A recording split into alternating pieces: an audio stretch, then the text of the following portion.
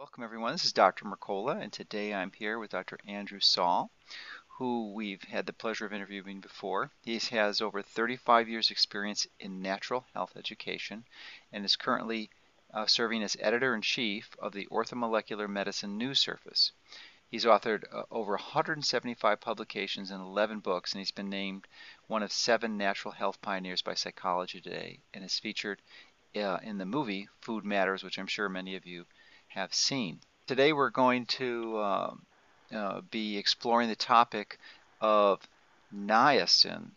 It is an interesting one because, it's a natural product, obviously. It's a vitamin supplement, so as a result it's relatively inexpensive and has relatively few side effects, and certainly no lethal ones as far as we know, which is not be said, of course, for many of the drug approaches to our healthcare problems.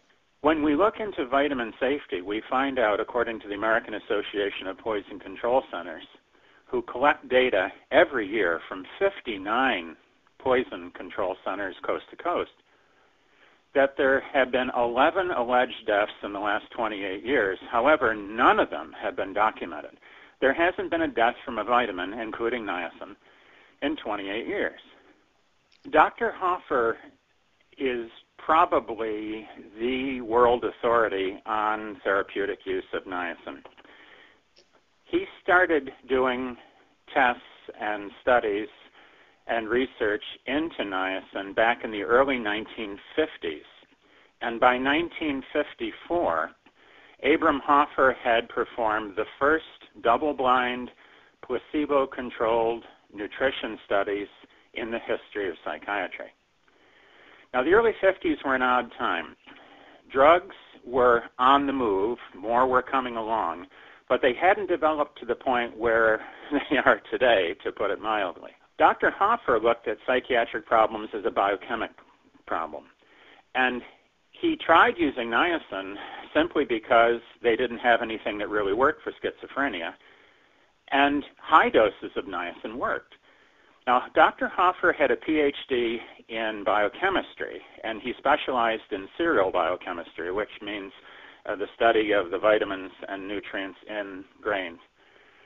He was also a medical doctor. He was also a board-certified psychiatrist, and he was also head of psychiatry for one of the provinces in Canada.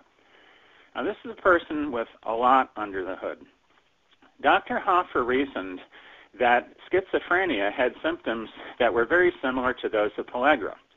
Pellagra is extreme or total niacin deficiency. Pellagrans also, in addition to skin and problems and many other things, have mental illness symptoms. When vitamin B3 or niacin was first added as an enrichment, as a fortification to flour, about half of the people in mental institutions went home. This is not a well-known fact. They were there not because they were mentally ill because of genetic or environment or social reasons, but because they were malnourished. He wondered about the half that didn't go home. What about the people that had a little bit of niacin and didn't get better? And like Linus Pauling would decades later, Dr. Hoffer thought that maybe they just need more.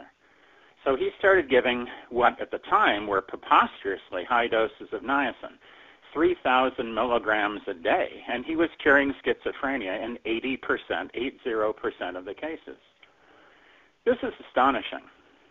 The cure for schizophrenia with drug therapy is not particularly good.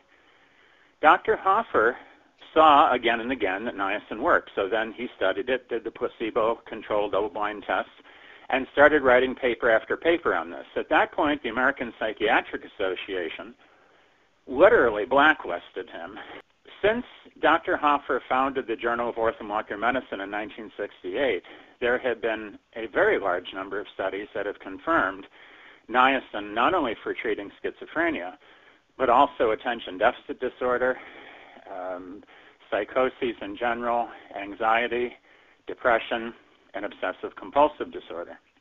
In addition to this, Dr. Hoffer's work early in the 50s showed as a side effect, I think side benefit might be a better phrase, that niacin lowered cholesterol.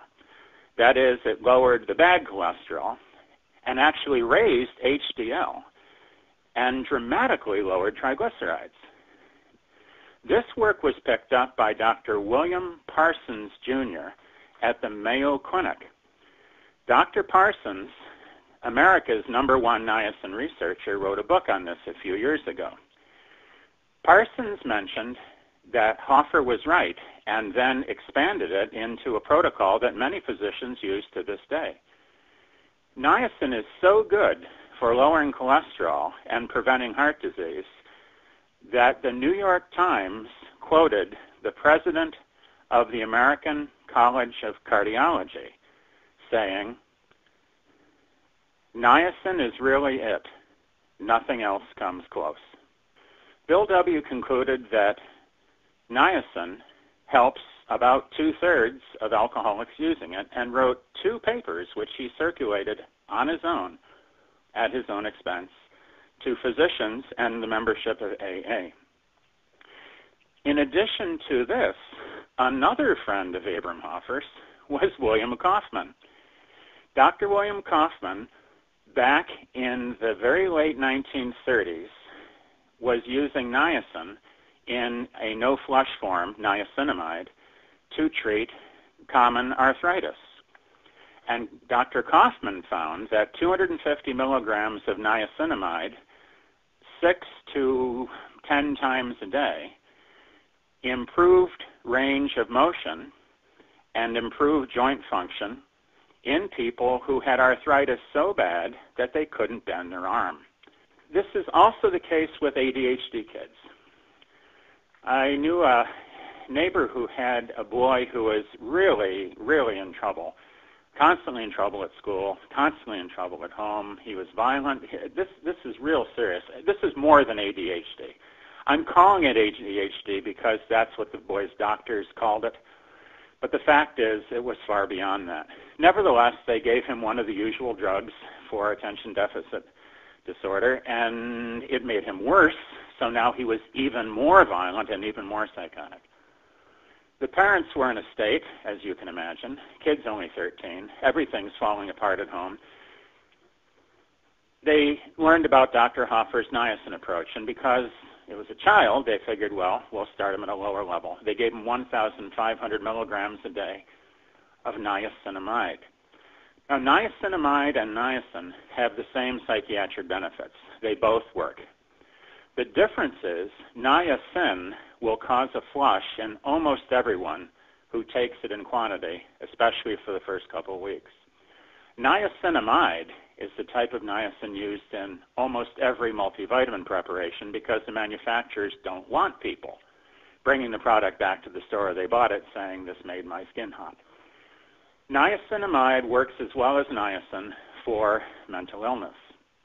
So the boy, who wasn't about to tolerate the flush, started taking 1,500 milligrams a day of niacinamide. The parents noticed an immediate improvement. Within days, the child was less angry. He was less trouble at school. He was less oppositional.